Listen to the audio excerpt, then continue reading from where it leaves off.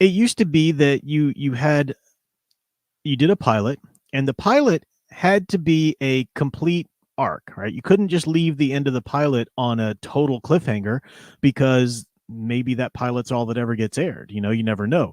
So you did have to have a good solid arc, a good final resolution at the end of your pilot, but you had to have room and you had to leave the audience wanting more. You did have to have very clear ground that could be cultivated should the series get picked up and should you be able to do more. And writers of television shows always had to think about that.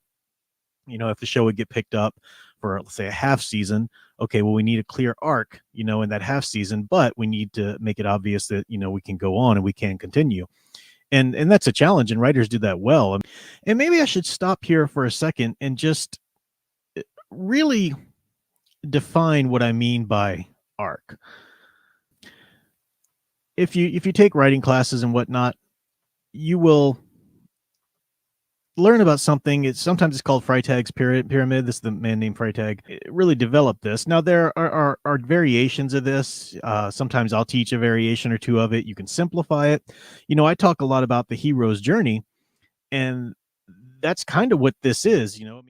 One of the reasons why the hero's journey is so seminal and that it'll never go away, and people try to attack the hero's journey all the time. Ideologues attack it and they say, it's problematic, it's too individualistic.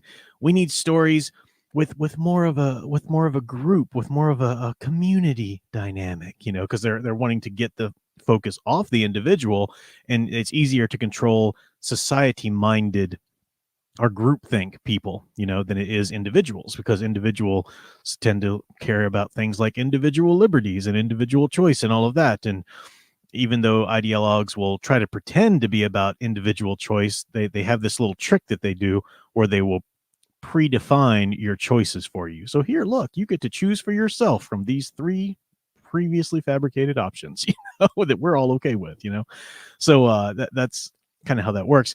So they don't like individualism.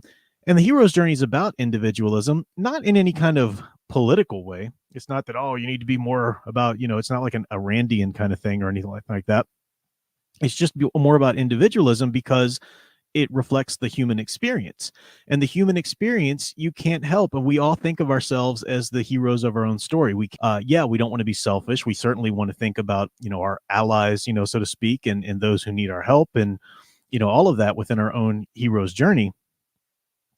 But we can't do anything unless we start with the individual. We start with ourselves. So the hero's journey stories have always helped us reflect on our own experience and help us improve ourselves and help us improve our life and our journeys in that way. So yeah, the basic hero's journey, you need to have a status quo, a person, your hero in the status quo, and there's some sort of problem, right? There's some sort of reason that status quo isn't acceptable. So there's a challenge, there's a call to adventure, there's the mentor, there's the bestowing of a special weapon or ability, there's the crossing of the threshold, and all of these things. You can go through the stages of the hero's journey.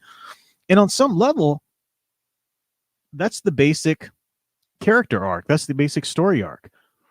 I tell my students when I teach, a little bit of a writing or narrative arc, and I'll show the Freytag's pyramid. Sometimes I'll alter it a little bit, but I'll say, look, you need to start out with a main character that has to be relatable to some extent. The character needs to be distinctive. That's a balance. They need to be somebody that they're not just Joe Blow, average everybody, either because of something that happens to them or something's unique about them. They need to be worthy of our attention, to engage our attention so we'll follow along in the story. But they have to have a measure of relatability as well, or else we'll feel too detached from them, so that's a bit of a balance there. And you think about great television series that have lasted through the ages, they've got that. They've got somebody who is either something extraordinary happens to them, or they're really very quirky in a way that we want to kind of spend a little more time with them. So I've been, as I've said before, I've been really going through and watching just episode by episode to watch the full series of X-Files lately. And I love it. And the more that I'm watching, the more I realize this really is based on the classic detective archetype. Not the hard boil, but the classic detective archetype, in which you've got, at least I'm just in the first season. So maybe it gets bigger and expands beyond this later. So as I'm well into the first season now, I realize it's Edgar Allan Poe's detective archetype as he developed it. That was made more famous in Sherlock Holmes. But you've got the detective, the one who's very brilliant, who sees things that others can't see. He can make connections that others can't connect. And that's Mulder. He's our Sherlock in this sense, and he's just brilliant in that way. But you can't be that brilliant without a trade-off. You have to trade off some level of social ability, right? And Mulder is just stuck in the basement of the FBI because no one wants to talk to him. He's spooky Mulder, they call him. You find out in the first couple episodes. And you need a second character to be the audience's way in. And that's Scully in X-Files. It's Watson in Sherlock. It's the narrator in Poe's Monsieur Auguste Dupin and so forth. And you see this in this formula repeated in shows like Psych, like Monk, like, anytime you have a detective show, even House, they have this formula where you need a character or characters that are the audience's way in. And we can kind of see this special character, this unique character through this other character's eyes. And you can develop, past that and within that to a degree, but that's the basic setup. And that fulfills that balance nicely of having a character distinct or unique enough for us to merit our interest and engagement for us to follow, and yet relatable enough as well for us to not feel so alienated from. So that's just one example. So you got to start with that. And in order to do that, you need exposition. The very beginning of a story needs to let us know who these characters are. Why are they unique? Why is he or she unique? Why is he or she worthy of our interest to follow? Why is he or she relatable? What is it about them? So you need a good measure of exposition. Now, that you certainly want to avoid just the exposition dump, right? Obviously, there are ways to implement this. This is all, you can teach semesters upon semesters on this, and it takes a while, just as writers, to really develop the keen knack for this, to be able to give exposition through scene and through dialogue, so it's not a dump, and you don't just have somebody, just a page of action, and then they remembered, and then there's like 5 pages of exposition where they're remembering all this stuff, but it's okay because I gave 1 page of action before I gave that. No, you can't do that either. So you do need that exposition, and it has to come to a point where you need an inciting incident, something to get the story rolling. Okay, we know the basic gist of what's happening. Now we need an inciting incident. We need something to happen that calls our hero to adventure, that says things can't stay the same. That's out of your hands. You can't just, you don't have the option to sit there and just enjoy everything being the same. Whether that's because you'll always know something that you just learned that changes the whole world for you, or whether it's because the world around you has been altered and it needs a hero to stand up, or whatever, somehow, some way, things change and an inciting incident happens. And that sets our story in progress. It sets the story arc in progress. Now, this kind of arc needs to take place certainly in a series, in a like a season 1 of a show or something like that. And that's something that, to a certain extent, streaming shows still try to do. They still try to, in general, if you look at all of the shows put together, because they released them, once upon a time, they released it all at once on a streaming service. Maybe some still do that. Now, Disney Plus has started the trend of like, we'll just release 1 a week, or 1 every 2 weeks or something like that, which makes even less sense, honestly, because the way they carry the arc is that's the one story arc that they tell, just the overreaching story arc, where if you put all of these episodes together into like the 6-hour movie or whatever that would end up being, then that's the story arc. But that's not enough. If you put out a part 1, it needs to have its own complete arc. Think about a novel with chapters. Each of those chapters should have a little mini arc. It's something to think about if you're a novel writer. And sometimes TV shows can do like I remember J. Michael Straczynski talking about Babylon 5 and how he had always planned the 5 seasons to be those sort of series of the novel. The first season was all about introductions, exposition, and introductions. This isn't even to say anything about the movies that were made around it. Season 2 was the rising action. You can see on the Freytag's pyramid here, the rising action. We had the inciting incident. end of season one, beginning of season two. Then we had that rising action, and then eventually we had the problems, complications, and so forth, the climax, and then the denouement. And that fifth season was very much sort of the denouement falling action into the resolution. So you've got the need for that arc, certainly in one season, but even in how many seasons you put out in a show, you need to have a general overall arc or more than one arc. Something like I mentioned X-Files and certainly Stargate SG-1 that I've been rewatching with my lovely sound engraver. Both of those are like 10 seasons long. So you can't just have one single arc. You're going to get to a point where you've finished one arc and now you start a new one. Comic book writers have to do that too, and in the olden days you had a plot A, and then at some point you had a B plot or a subplot start to develop, so that by the time plot A was completely resolved, say 10 or 12 issues later, plot B was ready, that had been developed enough to reemerge now as the second major plot, that could become plot A in the next run of those comics. So you got to think about all these little things. Storytelling is about the arc. A lot of people say, well, I like to be character driven, not plot driven. And they sneer at that as though, we write character driven fiction. A lot of literary types will say that, which is the stupidest thing in the world to say, because I don't give a crap about your character if nothing's happening to them. I don't want to care about them. I don't want to hear or read about the most interesting person, the most psychologically developed character sitting in his office that day. Like, no, something needs to happen to them. If you want me to, follow along and follow your interest, something needs to happen. The example I give to my students sometimes is I say, look, let's say that I came in here and said, man, I was exhausted last night. I was so exhausted. All I wanted to do was go to sleep. So I just went to bed. Well, okay, cool story, bro. Why are you telling me this? That's completely uninteresting. Why did you even bother telling me that? You were tired and you went to bed. Whatever. But if I say, last night I was so exhausted, all I wanted to do was go to sleep. I just wanted to go to bed. But then my daughter started running a fever. All right, well, you still might not care, but at least there's a reason I'm telling you this. I wanted to do something and something prevented me. I couldn't do the thing I wanted to do. My daughter was running a fever, so obviously, and this is hypothetical, I couldn't go to sleep because my daughter's running a fever. I need to take care of her and whatever. And you can complicate that too, right? So I can say, the rising action. And we tried everything in the world to get her fever down. Tylenol didn't work. Ibuprofen didn't work. And we tried this, and we tried that. And eventually we called the emergency room and they said, we need to go in, So this is rising action. There's clearly a reason I'm telling you this. There's this arc to the story, so you can see this even in stories you tell each other, about things. What are the types of events or things in your past that you tend to bring up in conversation? Chances are that's because they have a certain natural arc to them. And there are certain things when you get to that rising action, you can't beat up the reader with the complications. We should have complications in our rising action.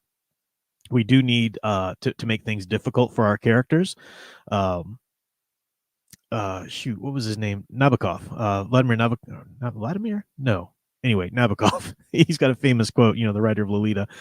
He has a famous quote where he says, the job of the writer is to get their reader up a tree and then chuck rocks at them. You mean to make things difficult for your character. No one wants to hear the story about Happy Man who lived a super happy life in Super Happyville. The end. That's not a story. So we want to hear stories about characters overcoming challenges, but you can do it too much. So like if I was telling my story, then we so we packed her up in the emergency room, or in the car, and we're going to the emergency room. Oh, but it was an ice storm and it was really treacherous. The roads were treacherous and she's still running a fever. And then, we spun out and hit the thing over the guardrail but then the ambulance couldn't get to us because this and that. If I keep going and going and going, the listener or the reader, if it's a story or whatever, is going to get a little fatigued. Like you got to give us a win. There needs to be some balance. So even within the rising action, there needs to be little wins. You need to have little victories, little accomplishments for the hero. And those, sort of chronicle learning something or some sort of development within that main character and helps them on to the further goal.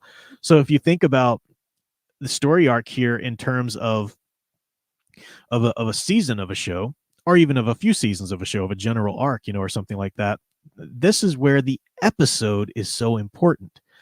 The episode is vitally important. And this is what I'm talking about when I say the problem with how streaming has killed storytelling. The streaming series is far more worried about telling its 6-hour long movie than it is telling a season of a series. It used to be, certainly you can go back to the 80s, but even, look at Stargate SG-1. It's just a great example. I know I talk about it a lot, but it's my favorite sci-fi show. But we could pick others if you wanted to. We could talk about Farscape, Look at Farscape. That's a good example too. You had an episode. And so, okay, well, if the studio ordered, if they gave you a half season, but even if they gave you a full season, okay, we're going to order a full season of this show. That used to be what, 22 episodes ish, something like that. Then you knew as writers, okay, well, we need to develop an overall story. We need to develop an overall endpoint to get to at the end of that season. And it'll probably end in some kind of cliffhanger so that hopefully if we do get renewed for a second season, if the ratings are good enough, then we can continue to develop the story there. But readers or viewers aren't just going to tune in just for little snippets of the story so you can get to that end goal. No, if you're doing a week to week episodic show, then you need to have week to week arcs. Each episode needs to be a distinct arc. You need to have a bad guy. This whole Freytag's pyramid needs to happen in each episode. So you need to think of it multi-layered, you need to think of that in a way. Streaming doesn't do that. Streaming doesn't care. I remember when Book of Boba Fett came out, and people were like, episode 1, and people were like, oh my gosh, this is so boring. And I remember some of the stupidest defenses for that. The show was like, guys, this isn't one of your just little popcorn sitcoms. This is a bigger story. So you need to understand that this is just the intro of the novel. Like, no, you don't get to do that. If you're going to divide it up like that, at least do it like end on an inciting incident, end with something, kind of give us a little mini arc, streaming episodes, streaming services, streaming series don't really do that. And not all of them. There are some more episodic original series that are on streaming services, but a lot of these really big popular ones for the most part are very much about this, we're telling this overall 6-hour movie, and that's all they're worried about. And let's just chop it up wherever, wherever the time slots go so we can, get it out there. And that's why a lot of viewers lose interest.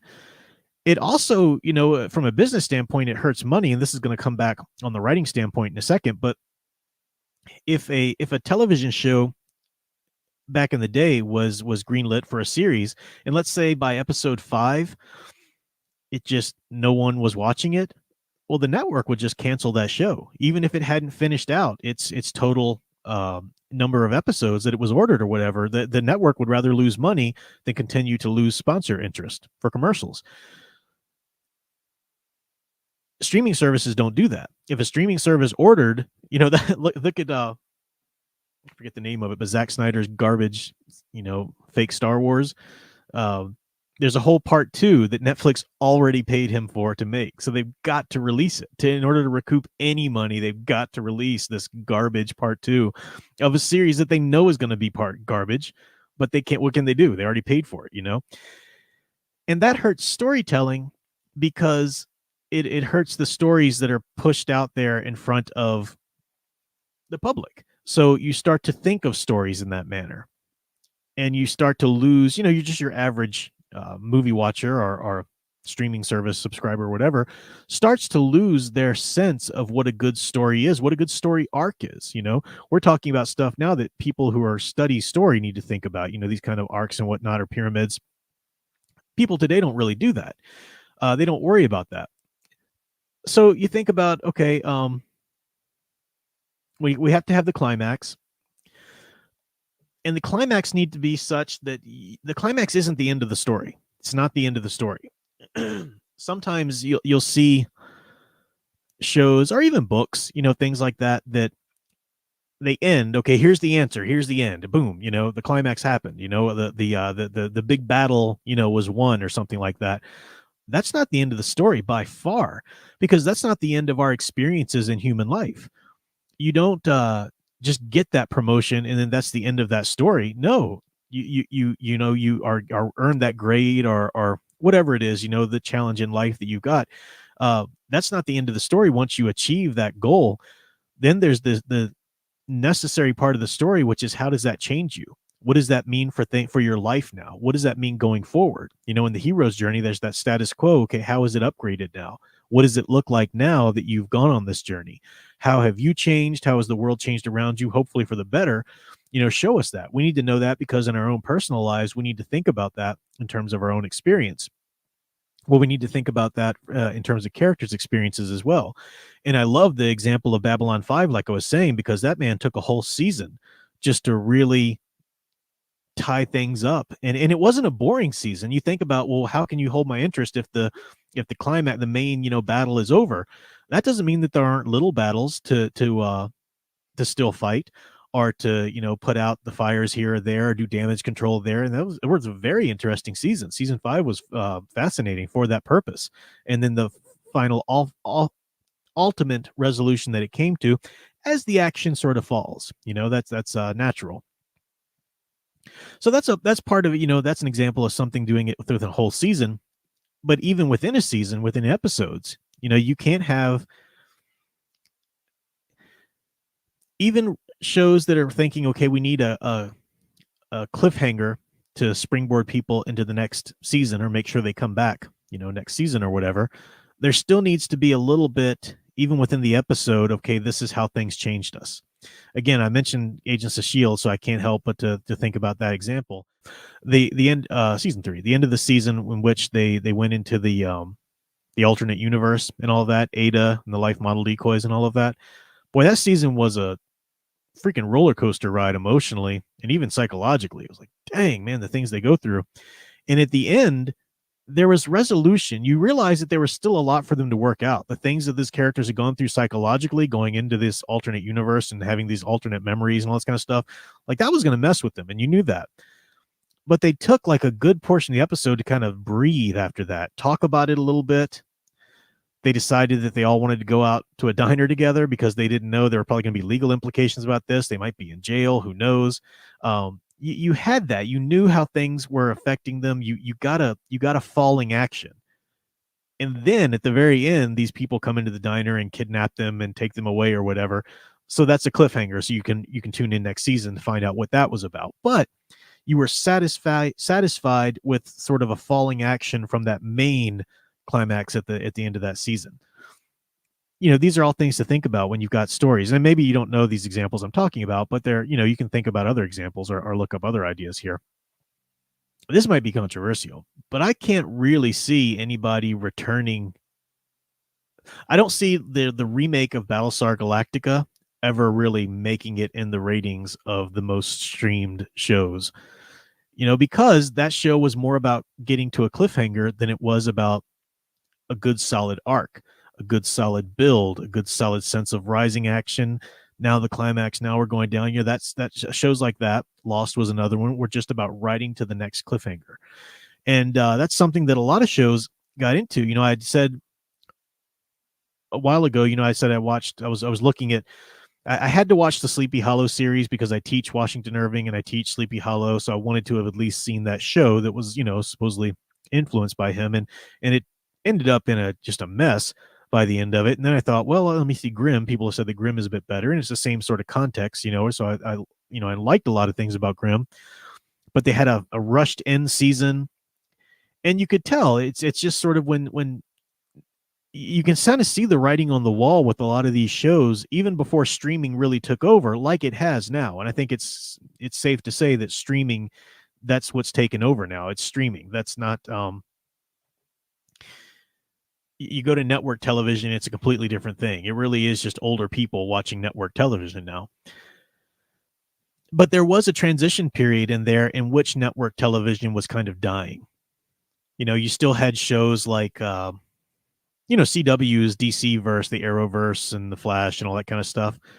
Those were decent shows when they first started out, and then they just, you know, got crazy once the ideology took over. Berlanti was able to really just make it a tool for his ideology, a platform rather, and streaming certainly had its take on that to the point now where it just died. And one of the things about it, you know, was using Grimm as the example, is that networks weren't really willing to let a show develop on its own terms. There was a lot of executive interference. Oh, we're not getting the numbers in this part of the half season. Let's change things up. Make her like him and make this that. So you could see even just whether wherever it came from. I imagine it was a lot of executive interference. Or back in the day, if a network ordered a whole season of a show, they were more likely to give it its space to kind of develop. Now, if the ratings got too low, like I said, they would cancel it, even if they'd already ordered it. But they allowed more leeway. They allowed more space for it to develop. So you had great examples. I mean, there's such great '80s shows. That's why you need your physical media, right? Because even though a lot of these shows are available for streaming, how long? How long are you going to have access to that kind of stuff, and how much is going to be changed? Little subtle.